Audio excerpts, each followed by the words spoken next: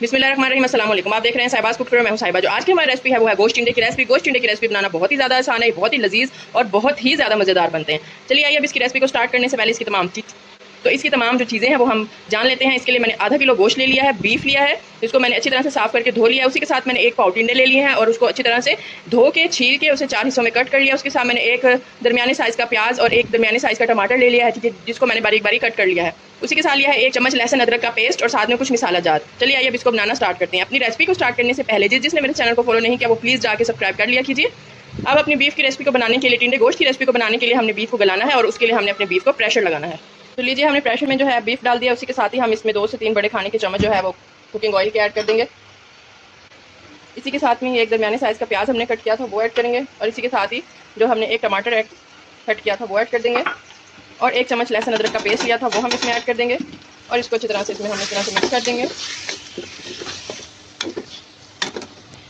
अब तमाम सब्जियां जो है प्याज टमाटर ऐड करने के बाद हम इसमें मिसाले ऐड करेंगे। मिसाले में इसमें 1 बड़ा चम्मच नमक का जाएगा, 1 छोटा चाय का चम्मच हल्दी का, 1 चाय का चम्मच सुरख लाल मिर्च, 1 चाय का चम्मच कुटी हुई लाल मिर्च।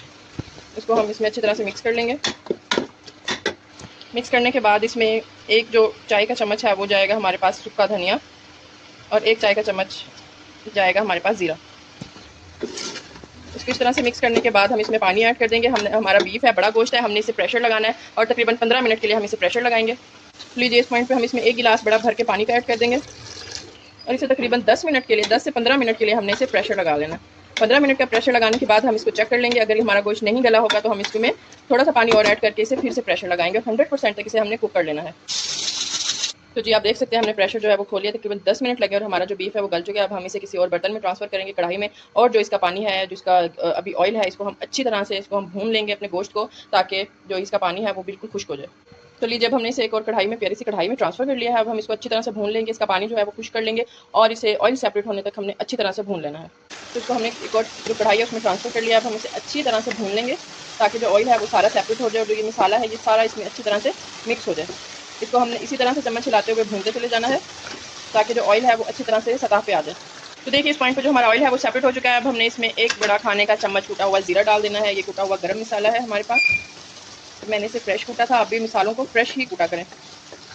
इसको इस तरह से भून लेने के बाद हमने इसमें 1 बड़ा खाने का चम्मच जो है वो सूखा धनिया ऐड कर देना है। सूखा धनिया को भी मैंने दरदरा सा कूट लिया था। देखिए इस तरह से इसको हम ऐड करेंगे। आप इसके मसाले की देख सकते हैं किस तरह से मसाला जो है वो सॉफ्ट हो चुका है और ऑयल भी हमारा सेपरेट हो चुका है। मज़ीद हम इसे 5 मिनट तक भूनते चले जाएंगे ताकि जो हमारा ऑयल है वो इस पर अच्छी तरह से सेपरेट हो जाए। तो देखिए ऑयल हमारा सेपरेट हो चुका है। इस पॉइंट पर खुशबू के लिए हम 2 से 3 बारीक दरमियान से कट लगाई हुई हरी मिर्चें ऐड कर देंगे। इसे 1-2 सेकंड के लिए हमने इस तरह से भून लेना है। अब हम इसमें अपने जो टिंडे थे वो ऐड कर देंगे। टिंडे की कटिंग देख सकते हैं। टिंडे ऐड करने के बाद 2 से 3 मिनट हमने इसे इसमें अच्छी तरह से भून लेना है ताकि जो गोश्त की खुशबू है, टेक्सचर है, वो सारा टिंडों में अच्छी तरह से डिवेल्प हो जाए। इसे हम अब हल्की आंच पे भून रहे हैं। 2 से 3 मिनट भूनने के बाद हम इसमें शोरबे का पानी ऐड कर देंगे। तो लीजिए इस पॉइंट पे हमने टिंडों को अच्छी तरह से भून लिया है। अब मैं इसमें 1 बड़ा गिलास भर के पानी का ऐड कर रही हूँ। आप अपने टेस्ट के हिसाब से जितना शोरबा करना चाहें आप उतना पानी ऐड कर दें। मैंने 1 गिलास भर के इसलिए ऐड किया है कि अभी इसी पानी में जो हमारे टिंडे हैं उसने गलना भी है और एंड में हम शोरबे के लिए भी यही पानी ही यूज़ करेंगे। मैं मज़ीद पानी ऐड नहीं करूँगी इसमें, क्योंकि अगर कोई चाहे तो अपने टेस्ट के हिसाब से शोरबा जितना पतला करना चाहे तो इसमें मज़ीद पानी ऐड कर दें, वरना इसमें एक गिलास पानी भी बहुत है। अब हम इसे कवर देकर टिंडों के गलने तक वेट करेंगे और टिंडों को बार बार हम तकरीबन 2 से 3 मिनट बाद हम इसे चेक करते रहेंगे ताकि हमारे टिंडे गले हैं या नहीं। तो लीजिए 5 मिनट हो चुके हैं। हमने इसे लो फ्लेम पे कवर दे के पका लिया था। आप देख सकते हैं जो हमारे टिंडे हैं वो भी अच्छी तरह से गल चुके हैं। ये देखें, ये आराम से गल चुके हैं।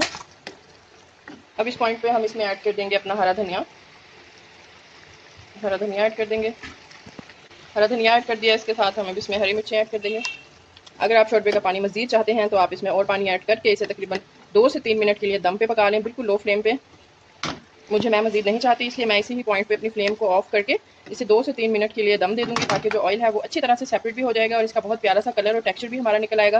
फिर मैं आपको सर्व करके दिखाऊंगी। तो लीजिए बहुत ही मज़ेदार से जो हमारी टिंडे गोश्त की रेसिपी है वो रेडी हो चुकी है। आप देख सकते हैं कितने कम वक्त में हमने बहुत ही मज़ेदार से जो अपनी टिंडा गोश्त है उसको रेडी कर लिया है। अगर आप इसी तरह की मज़ीद मज़े की रेसिपीज़ मेरे चैनल पर देखना चाहते हैं तो मुझे लाइक करें, सब्सक्राइब करें और बेल आइकन के बटन को प्रेस करना मत भूलिएगा। टिल देन अल्लाह हाफिज़।